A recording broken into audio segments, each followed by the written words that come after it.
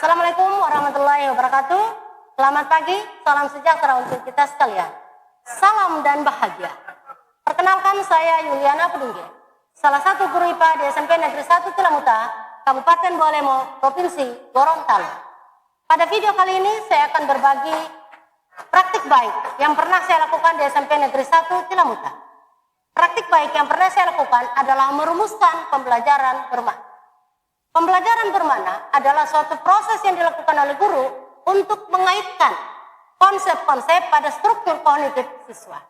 Di samping itu, pembelajaran bermakna adalah pembelajaran yang sifatnya menyenangkan dan memberikan ruang kebebasan kepada murid untuk bisa berkreasi dan berinovasi yang disesuaikan dengan kodrat zaman saat itu. Namun, sebelum kita melakukan proses pembelajaran bermakna, ada langkah-langkah yang harus dilakukan oleh guru. Yang pertama, sikap dan gaya mengajar.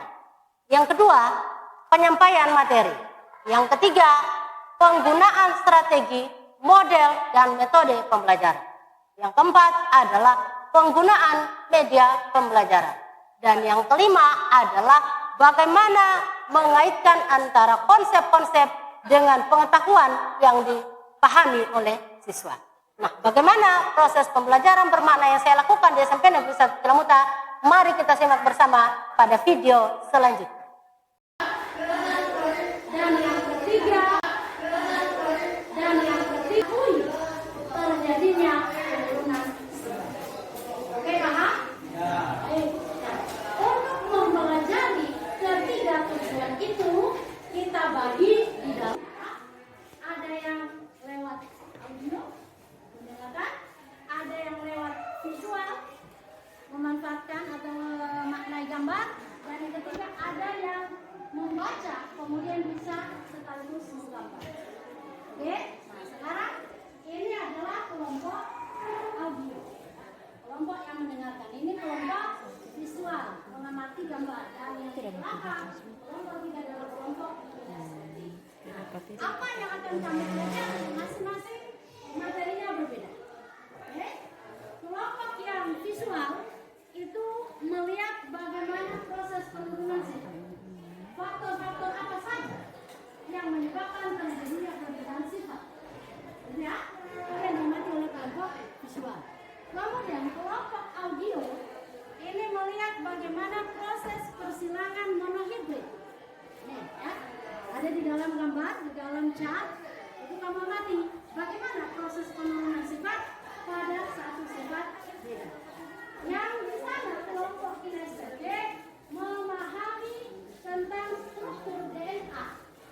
Kemudian kamu gambar bagaimana strukturnya.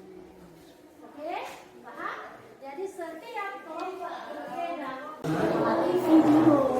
Videonya tentang apa? Proses penurunan sifat, ya.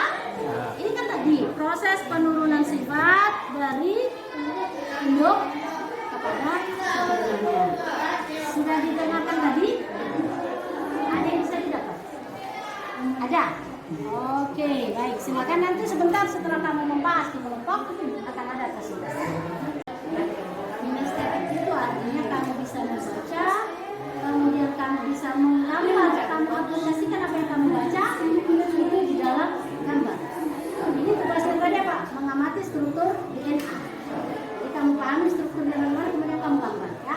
Jadi setelah digambar ada presentasi. Apa yang dipresentasikan?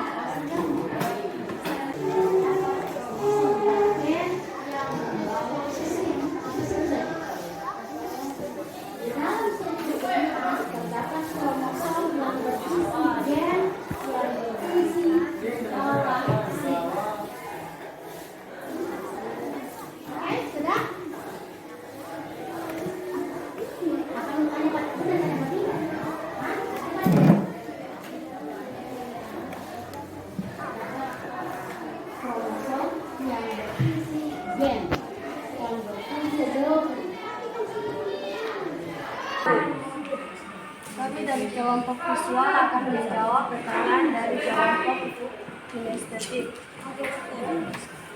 Simbiosis mutualisme adalah simbiosis antara dua organisme yang saling menguntungkan.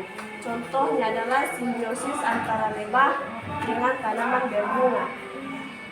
Simbiosis kolonialisme, simbiosis kolonialisme adalah hubungan antara dua organisme yang berbeda.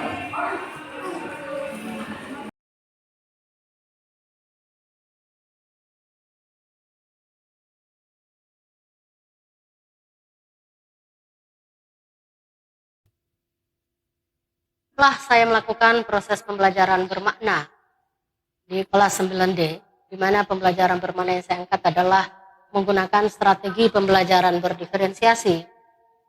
Seperti yang kita ketahui bahwa pembelajaran berdiferensiasi adalah mewujudkan kesetaraan dalam hal belajar, di mana terjadi kesetaraan antara peserta didik yang berprestasi dan yang tidak berprestasi.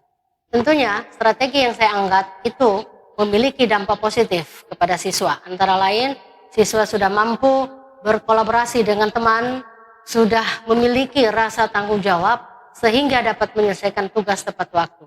Yang berikut sudah tumbuh rasa keinginan dari siswa tentang bagaimana proses pembelajaran yang baik. Proses pembelajaran berdiferensiasi itu memiliki tujuan menciptakan proses pembelajaran yang menyenangkan. Dan hal ini pun sesuai dengan profil pelajar Pancasila. Sehingga strategi yang saya angkat ini memiliki dampak positif baik bagi siswa, bagi saya sendiri maupun bagi sekolah. Dampak bagi saya dapat mengevaluasi proses pembelajaran yang saya lakukan. Sementara untuk sekolah, dampaknya adalah akan menjadi panduan bagi teman-teman guru untuk bisa melakukan proses pembelajaran yang berdiferensiasi. Demikian, Assalamualaikum warahmatullahi wabarakatuh.